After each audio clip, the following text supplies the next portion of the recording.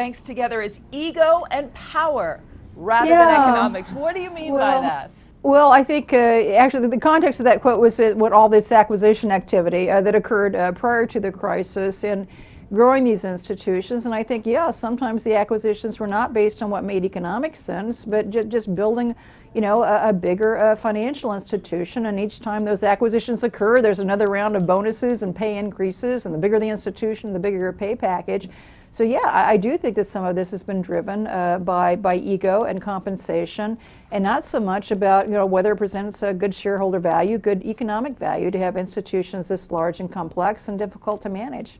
Let me ask you about the worst case scenario. There's an institution, it's failing, it has to be wound down. The FDIC now has a resolution authority. That's supposed to give regulators the tools to do that worst case scenario. Is the concern that that hasn't been tested, or maybe that's not enough, or we shouldn't be in that situation to start with?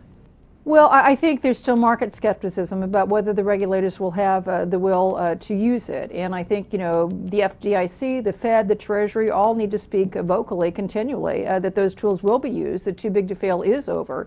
And if a large institution gets into trouble, it's either going into bankruptcy or a Title II process, which is basically a government-run bankruptcy process. I think the FDIC in the near term has presented a viable plan using a top-down strategy to take control of the holding company.